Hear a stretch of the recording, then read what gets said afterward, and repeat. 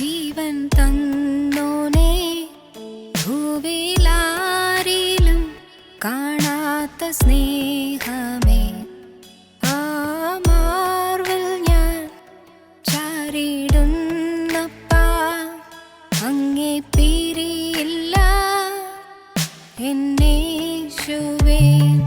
പ്രാണൻ പോവോളം ജീവൻ തന്നോനേ, ഭൂവിലാരിലും കാണാത്ത സ്നേഹമേ, ആ മാർവിൽ ഞാൻ ചാരിടുന്നപ്പാ, അങ്ങേ പിരിയില്ല എന്നേശുവേ.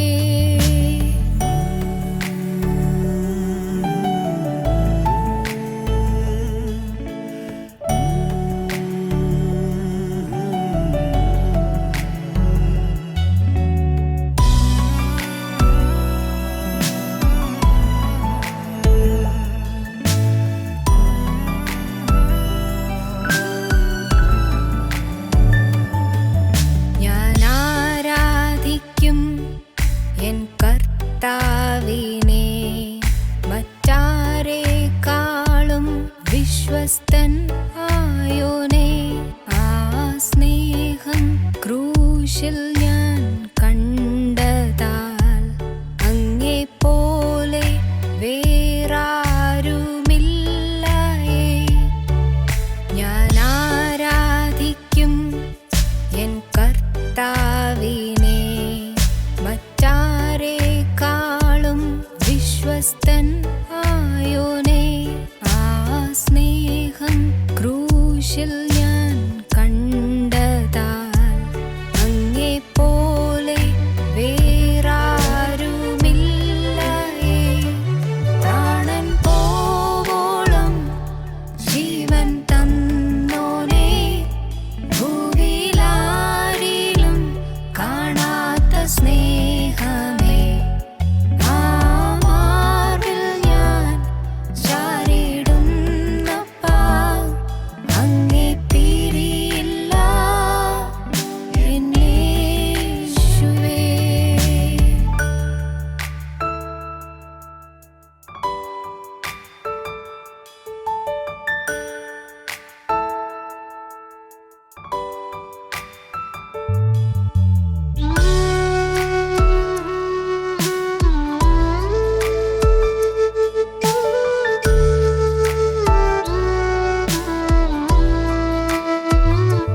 ഞാൻ കേൾക്കുന്നു എന്നാഥൻ ശബ്ദത്തെ, കൈവിരൽ പിടിച്ചെന്നെ നടത്തുന്നു. താഴെ വീഴാതെ എന്നെ താങ്ങിടും നാഥൻ, കൂടെ ഉള്ളതെന്നാശ്വാസം. ഞാൻ കേൾക്കുന്നു എന്നാഥൻ ശബ്ദത്തെ, കൈവിരൽ പിടിച്ചെന്നെ നടത്തുന്നു. താഴെ വീഴാതെ എന്നെ താങ്ങിടും നാഥൻ, കൂടെ ഉള്ളതെന്നാശ്വാസം. പ്രാണൻ പോവോളം ജീവൻ തന്നോനേ, ഭൂവിലാരിലും കാണാത്ത സ്നേഹമേ, ആ മാർവിൽ ഞാൻ ചാരിടുന്നപ്പാ, അങ്ങേ പിരിയില്ല എന്നേശുവേ.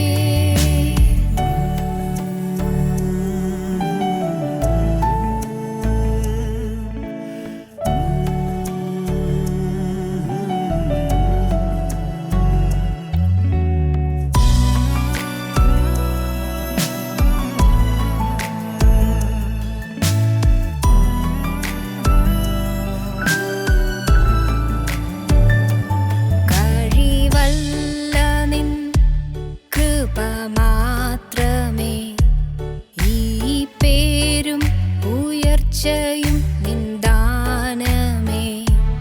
എന്നെ നിർത്തിയ നിൻ കരുണ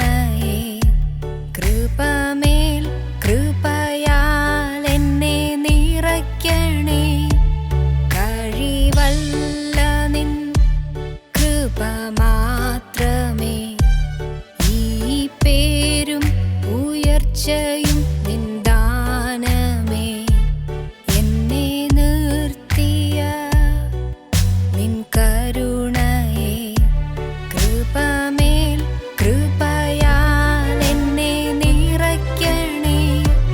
പ്രാണൻ പോവോളം ജീവൻ തന്നോനേ, ഭൂവിലാരിലും കാണാത്ത സ്നേഹമേ.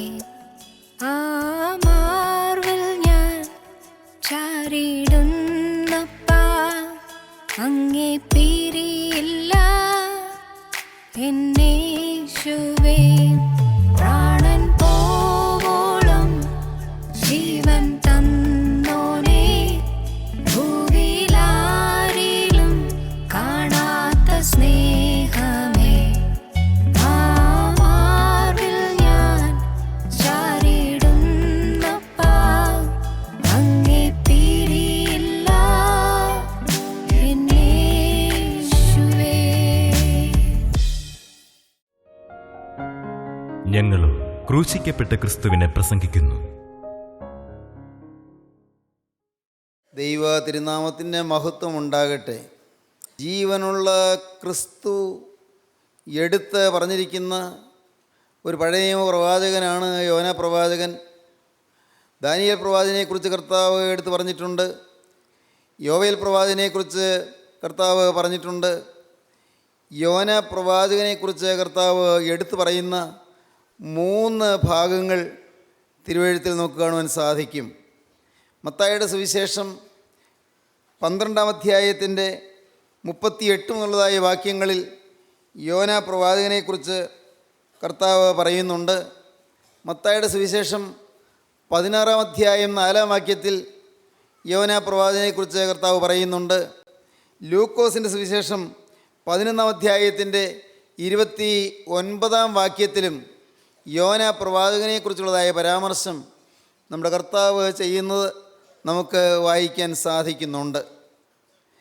യോന പ്രവാചകൻ്റെ ജീവിതത്തിൽ നിന്ന് വളരെ പ്രസക്തമായ ചില കാര്യങ്ങൾ, ആധ്യാത്മിക ജീവിതത്തിന് ഉതകുന്നതായ ചില കാര്യങ്ങൾ നമുക്ക് ചിന്തിക്കാം എന്നാണ് ഞാൻ കരുതുന്നത്. അതിന് മത്തായിയുടെ സുവിശേഷം 12-ാം അധ്യായം 38-ാം വാക്യം എന്നുള്ളതായ വാക്യങ്ങൾ ഞാൻ വായിച്ച് കേൾപ്പിക്കാം. അപ്പോൾ ശാസ്ത്രിമാരിലും പരീശന്മാരിലും ചിലർ അവനോട്, ഗുരു, നീ ഒരടയാളം ചെയ്ത് കാണുവാൻ ഞങ്ങൾ ഇച്ഛിക്കുന്നു എന്ന് പറഞ്ഞു.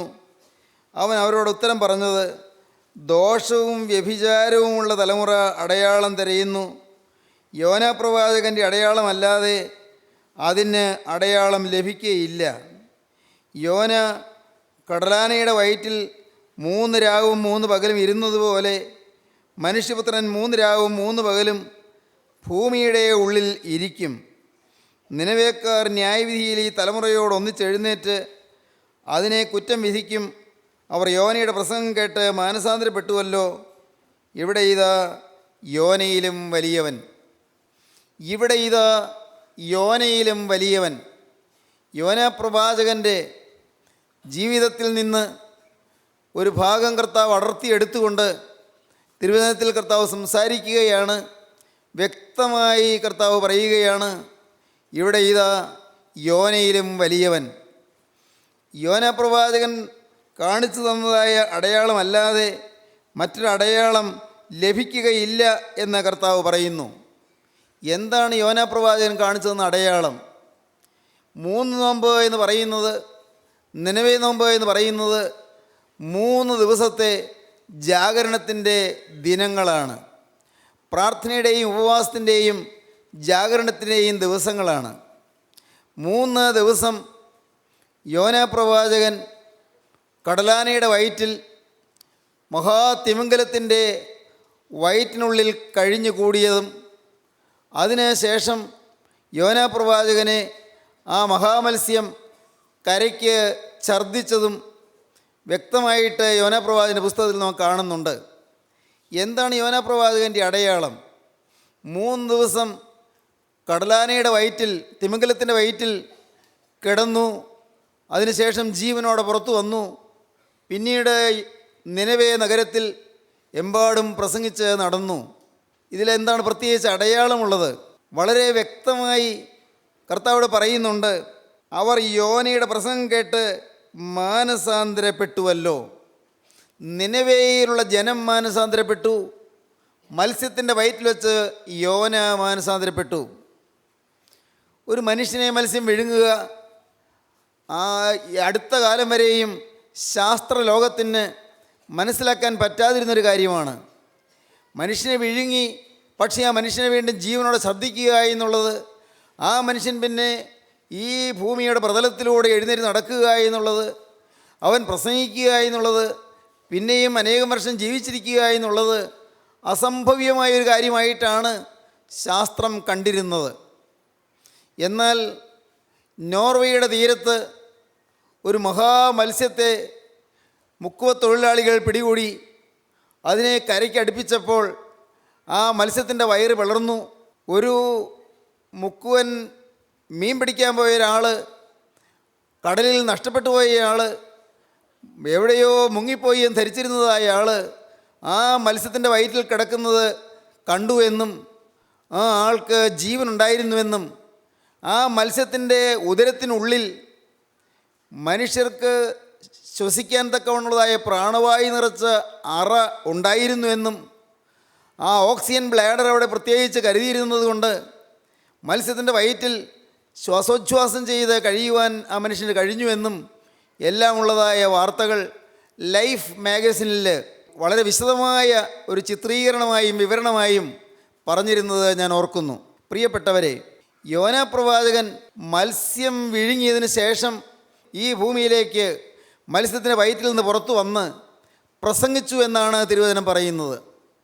യോനയ്ക്ക് ആ ഒരു അനുഭവം കിട്ടിയതിൽ കൂടെ മനുഷ്യ സമൂഹത്തിൽ ലഭിച്ചതായ അടയാളം എന്താണ്?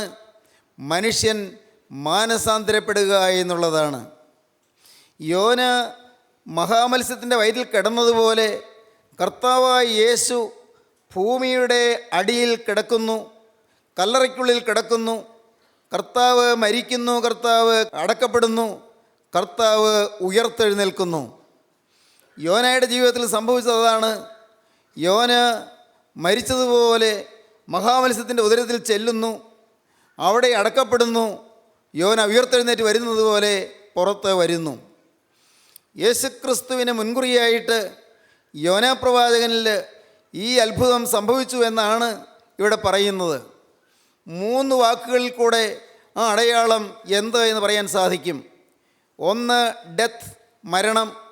2 ബറിയൽ, ശവസംസ്കാരം. 3 റിസറക്ഷൻ, ഉയർത്തെഴുന്നേൽപ്പ്. അതാണ് ഈ അടയാളം. മരണം, ശവസംസ്കാരം, ഉയർത്തെഴുന്നേൽപ്പ്. കർത്താവായ യേശു ക്രൂശിൽ മരിച്ചു. യേശു ക്രിസ്തു അടക്കപ്പെടുകയും കല്ലറയിൽ അടക്കപ്പെട്ടതിന് ശേഷം 3-ാം നാൾ ഉയർത്തെഴുന്നേൽക്കുകയും ചെയ്തു. മരണം, അടക്കം, ഉയർത്തെഴുന്നേൽപ്പ്. Death, burial, resurrection. പ്രിയപ്പെട്ടവരെ, ഇതാണ് വാസ്തവത്തിൽ മാനസാന്തരം എന്ന് പറയുന്നതിൻ്റെ പൊരുൾ. നാം വായിക്കുന്നത് അങ്ങനെയാണ്. ഇവിടെ ഇതാ യോനയിലും വലിയവൻ, നിനവേക്കാർ ന്യായവിധിയിൽ തലമുറയോടൊന്നിച്ച് എഴുന്നേറ്റ് അതിനെ കുറ്റം വിധിക്കും. അവർ യോനയുടെ പ്രസംഗം കേട്ട് മാനസാന്തരപ്പെട്ടുവല്ലോ. സാക്ഷാത്തായ ഒരു മാനസാന്തരം, അതാണ് ദൃഷ്ടാന്തവൽക്കരിക്കുന്നത്. ജീവിതത്തിൽ പഴയ മനുഷ്യൻ മരിച്ച് പഴയ മനുഷ്യൻ അടക്കപ്പെട്ട് ഒരു പുതിയ മനുഷ്യനായി ഉയർത്തെഴുന്നേൽക്കുക. ഇതാണ് ക്രിസ്തീയ ജീവിതത്തിൻ്റെ കാമ്പ്, അതാണ് ക്രിസ്തീയ ജീവിതത്തിൻ്റെ കാതൽ. പഴയ മനുഷ്യൻ മരിക്കുകയും അടക്കപ്പെടുകയും ചെയ്യുന്നു, അതങ്ങ് തീർന്നു പോകുന്നു. എന്നിട്ടൊരു പുതിയ മനുഷ്യനായി ഉയർത്തെഴുന്നേൽക്കുന്നു. ഒരു ഉയർത്തെഴുന്നേൽപ്പ്, ഒരു പുതിയ ജീവിതം. വീണ്ടും ജന്മം എന്നൊക്കെ പറയാം, വീണ്ടെടുപ്പ് എന്ന് പറയാം, രക്ഷിക്കപ്പെടുക എന്ന് പറയാം. പറയുന്ന വാക്കുകൾ പലതാണെങ്കിലും അനുഭവം ഒന്ന് തന്നെയാണ്. പഴയ മനുഷ്യൻ മരിക്കുന്നു, പഴയ മനുഷ്യൻ അടക്കപ്പെടുന്നു, പുതിയ മനുഷ്യൻ ഉയർത്തെഴുന്നേൽക്കുന്നു. മരണം, അടക്കം, ഉയർത്തെഴുന്നേൽപ്പ്. ഇതാണ് യോനാ പ്രവാചകൻ തന്നതായ അടയാളം. പ്രിയപ്പെട്ടവരെ, കർത്താവായ യേശുവിൽ അത് വ്യക്തമായി നിറവേറ്റപ്പെടുകയും നമ്മുടെ മുൻപിൽ വളരെ കൃത്യമായി ആ കാര്യം കാണപ്പെടുകയും മനുഷ്യ സമൂഹത്തിന് മാനസാന്തരത്തിൻ്റെ അത്ഭുത ശക്തി എന്ത് എന്ന് അനുഭവിക്കാൻ കർത്താവ് തന്മൂലം തൻ്റെ ജീവിതത്തിൽ കൂടെ നമുക്ക് കാണിച്ചു തരികയും ചെയ്തിരിക്കുന്നു. നമ്മുടെ ജീവിതത്തിൽ മാനസാന്തരത്തിലേക്കുള്ളതായ വാഞ്ഛയും അതിനുള്ളതായ മനസ്സും വരിക എന്നുള്ളതാണ് നാം ക്രിസ്തീയ ജീവിതം തുടങ്ങിയോ ഇല്ലയോ അതിൻ്റെ മാനദണ്ഡം, അതിൻ്റെ അളവുകോല്. ഞാൻ ക്രിസ്തീയ ജീവിതം ആരംഭിച്ചുവോ? ക്രിസ്തീയ ജീവിതം ആരംഭിച്ചെങ്കിൽ എൻ്റെ ജീവിതത്തിൽ പഴയ മനുഷ്യൻ മരിച്ചേ പറ്റൂ, പഴയ സ്വഭാവം മരിച്ചേ പറ്റൂ, പഴയ കോപം മരിച്ചേ പറ്റൂ, പഴയ വാശിയും പിണക്കവും വൈരാഗ്യവും പകയും വിദ്വേഷവും മരിച്ചേ പറ്റൂ, പഴയ ദ്രവ്യാഗ്രഹവും പഴയ സ്വാർത്ഥതയും പഴയ അശുദ്ധ വികാരങ്ങളും മലിനമോഹങ്ങളും മരിച്ചേ പറ്റൂ. അതെല്ലാം അടക്കപ്പെടുന്നു. അടക്കപ്പെട്ടിട്ട് ഒരു പുതിയ മനുഷ്യനായി ക്രിസ്തു സദൃശനായി ഞാൻ ഉയർത്തെഴുന്നേറ്റ് ജീവിക്കണം. ഇത് കാര്യങ്ങളെല്ലാം നമുക്ക് തത്വത്തിൽ അറിയാം. എന്നാൽ നമ്മുടെ ജീവിതത്തിൽ സാധിക്കുന്നുണ്ടോ? നാളിതുവരെയുള്ള നമ്മുടെ ജീവിതത്തിൽ സംഭവിച്ചിട്ടുണ്ടോ?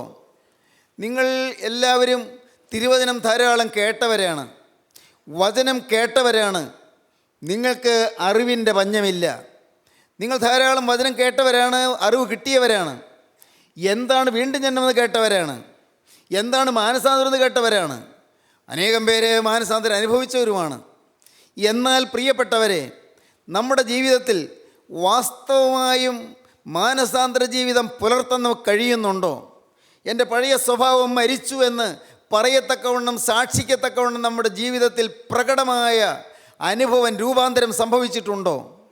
ഇല്ലെങ്കിൽ നാം പരാജയപ്പെട്ടിരിക്കുകയാണ്. ഇല്ലെങ്കിൽ നമ്മുടെ ജീവിതം ഏറ്റവും അപകടകരമായി തീരുകയാണ്. ഇവിടെ പറഞ്ഞിരിക്കുന്നത്, ന്യായവിധിയിൽ ഈ തലമുറയോട് ഒന്നിച്ച് നിനവേക്കാർ എഴുന്നേറ്റ് അതിനെ കുറ്റം വിധിക്കും. ഈ തലമുറയെ കുറ്റം വിധിക്കും. നമ്മുടെ മേൽ വലിയ ശിക്ഷ വരും. ന്യായവിധി ദിവസത്തിൽ നിനവേയിലുള്ള ജനം എഴുന്നേൽക്കും. നിനവേയിലുള്ള ജനം എഴുന്നേറ്റ് വന്ന് നമുക്കെതിരെ ശിക്ഷ വിധിക്കും, നമുക്കെതിരെ സാക്ഷ്യം പറയും. ഈ തലമുറയിലുള്ളവർ അവർ ക്രിസ്തുവിൻ്റെ അത്ഭുതകരമായ ദിവ്യ വ്യക്തിത്വം കാണുകയും അനുഭവിക്കുകയും ചെയ്തു. പക്ഷേ അത് ജീവിതത്തിൽ പകർത്തിയില്ല. തന്മൂലം ന്യായ ദിവസത്തിൽ കണക്ക് ബോധിപ്പിക്കേണ്ടി വരും എന്ന് ഇവിടെ കർത്താവ് അരുളി ചെയ്യുകയാണ്. ന്യായവിധി ദിവസത്തിൽ നിനവേക്കാർ ഈ തലമുറയോടൊന്നിച്ച് എഴുന്നേറ്റ് അതിനെ കുറ്റം വിധിക്കും. അവർ യോനയുടെ പ്രസംഗം കേട്ട് മാനസാന്തരപ്പെട്ടുവല്ലോ. മാനസാന്തരം, നിനവേയിലുള്ള ജനം മാനസാന്തരപ്പെട്ടു, യോന മാനസാന്തരപ്പെട്ടു.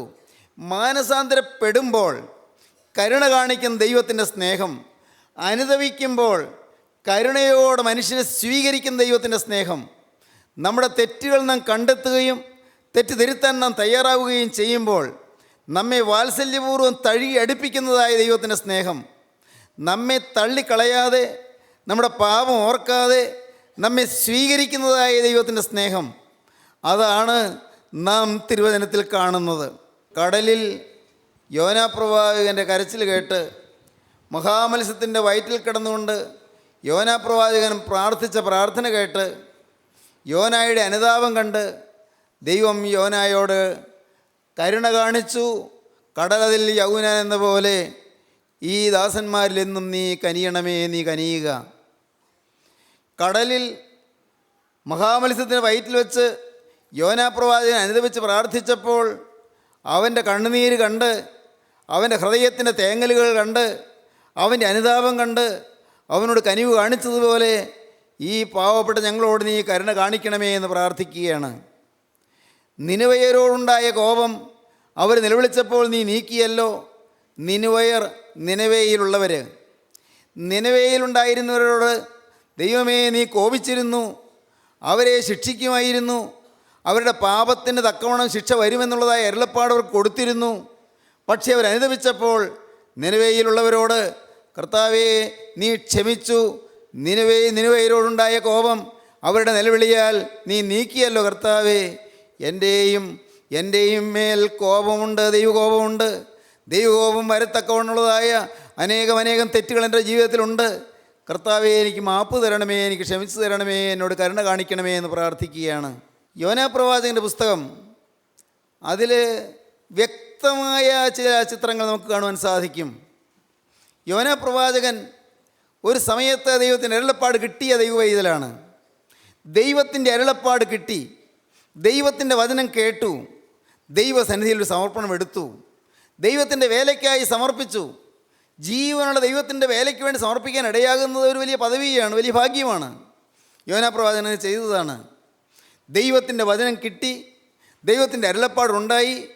ഈ യോനാ പ്രവാചകൻ്റെ പുസ്തകം 1-ാം അധ്യായത്തിൻ്റെ 1-ാം വാക്യം തന്നെ പറയുന്നതാണ്, അമിത്തായുടെ മകനായ യോനായ്ക്ക് യഹോവയുടെ അരുളപ്പാടുണ്ടായത് എന്തെന്നാൽ ദൈവത്തിൻ്റെ അരുളപ്പാടുണ്ടായി. ദൈവം ഒരു മനുഷ്യനോട് സംസാരിക്കുക. യോനാ പ്രവാചകനോട് ദൈവം സംസാരിച്ചു. എന്തൊരു ഉന്നതമായ പദവിയാണത്. ദൈവം സംസാരിച്ചു, യോന സമർപ്പിച്ചു, യോന പുറപ്പെട്ടു, ദൈവത്തിൻ്റെ കൽപ്പന അനുസരിച്ച് പുറപ്പെട്ടു. പക്ഷേ കുറെ മുന്നോട്ട് പോയപ്പോൾ യോന വഴിതിരിഞ്ഞു. യോന ദൈവ കൽപ്പനയിൽ നിന്ന് വഴിതിരിഞ്ഞു മാറി. യോന ദൈവത്തിൻ്റെ കൽപ്പന അനുസരിക്കാതെ യോനയുടെ സ്വന്തം ഇഷ്ടപ്രകാരം മാറിപ്പോയി. എന്താണ് ഈ മാനസാന്തരം എന്ന് പറയുന്നത്? ദൈവത്തിൻ്റെ കൽപ്പന അനുസരിക്കാതെ വഴിമാറിപ്പോയ മനുഷ്യൻ ദൈവത്തിൻ്റെ കൽപ്പനയിലേക്ക് മടങ്ങി വരിക എന്നുള്ളതാണ് മാനസാന്തരം എന്ന് പറയുന്നത്. ദൈവത്തിൻ്റെ കൽപ്പന അനുസരിക്കാതെ വഴിമാറിപ്പോകുന്ന മനുഷ്യൻ.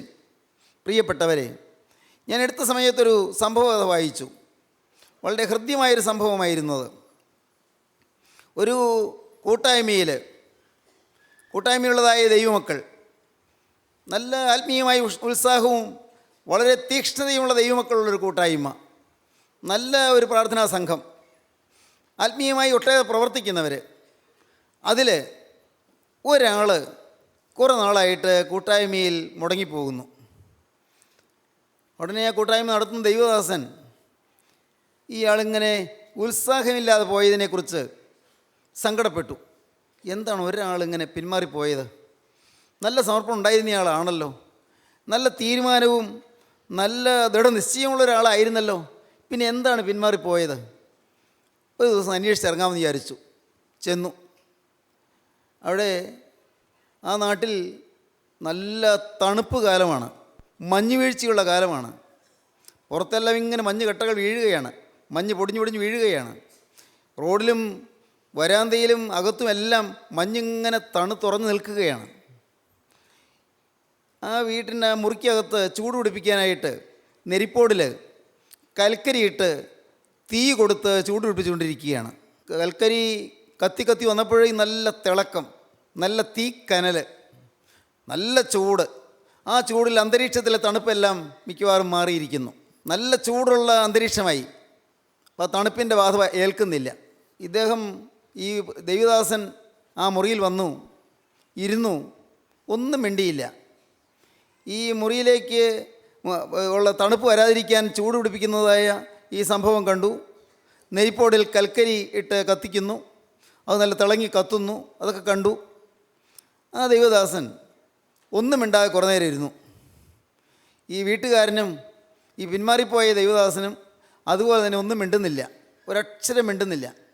പക്ഷെ അദ്ദേഹത്തിന് അറിയാം, ഞാൻ യോഗത്തിന് ചെല്ലാത്തതുകൊണ്ട്, കൂട്ടായ്മയിൽ പങ്കെടുക്കാത്തതുകൊണ്ട് എന്നെ ഉത്സാഹിപ്പിക്കാൻ വേണ്ടി ഈ ദൈവവേദിയിൽ വന്നതാണെന്ന് മനസ്സിലായി. പക്ഷേ ഒന്നും മിണ്ടുന്നില്ല.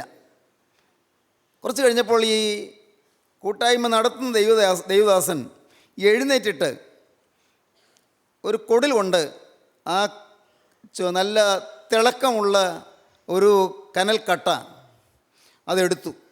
ആ തീക്കട്ട എടുത്തു, ഒരു ഭാഗത്ത് അങ്ങോട്ട് മാറ്റി വെച്ചു. അത് തന്നെ ഒരു ഭാഗത്തേക്ക് മാറ്റി വെച്ചു. കുറേ നേരം കഴിഞ്ഞപ്പോൾ അതിൻ്റെ ചൂട് കുറഞ്ഞു, അതിൻ്റെ ജ്വാല കുറഞ്ഞു, അതിൻ്റെ ശക്തി കുറഞ്ഞു. കുറച്ച് നേരം കഴിഞ്ഞപ്പോൾ നോക്കുമ്പോൾ കാണുന്നത് അതും കെട്ടുപോയി. അല്പം കൂടി കഴിഞ്ഞു, വീണ്ടും ഇദ്ദേഹം എഴുന്നേറ്റു. ആ കരിക്കട്ട അതെടുത്ത് വീണ്ടും ഈ തീയിലേക്ക് കൊണ്ടുവന്ന് വെച്ചു. ഇതെല്ലാം കണ്ടുകൊണ്ട് ആ വീട്ടുകാരൻ ഇരിക്കുകയാണ്. കരിക്കട്ട തീയിലേക്ക് കൊണ്ടുവച്ചു, വീണ്ടും പയ്യെ ചൂട് പിടിച്ചു, വീണ്ടും ജ്വാലയായി. മറ്റേ അടുത്തുള്ള തീയിൽ നിന്നെല്ലാം അതിലേക്ക് തീ പടർന്നു കയറി. നല്ല തിളക്കം, നല്ല ജ്വലിക്കും തിളക്കം. എല്ലാം കഴിഞ്ഞു, ഒന്നും മിണ്ടിയില്ല. അദ്ദേഹം എഴുന്നേറ്റ് പോയപ്പോൾ ഇദ്ദേഹം ഗേറ്റിങ്ങിലേക്ക് ചെന്നു. വീട്ടുകാരൻ പറഞ്ഞു, എന്നോട് ക്ഷമിക്കണം, എനിക്ക് മനസ്സിലായി, ഈ മൂക സന്ദേശത്തിൻ്റെ അർത്ഥം എനിക്ക് മനസ്സിലായി, എന്നോട് ഒന്നും പറയാതെ തന്ന സന്ദേശം എനിക്ക് മനസ്സിലായി. ഞാൻ കൂട്ടായ്മയിൽ നിന്ന് മാറി നിന്നപ്പോൾ എൻ്റെ ചൂട് കുറഞ്ഞുപോയി, എൻ്റെ തീ പോയി, ഞാൻ കരിക്കട്ടയായിപ്പോയി, എനിക്ക് മനസ്സിലായി. ഞാൻ മടങ്ങി വരുന്നു. മുടങ്ങാതെ പിന്നെ കൂട്ടായ്മയ്ക്ക് വന്നു തുടങ്ങി.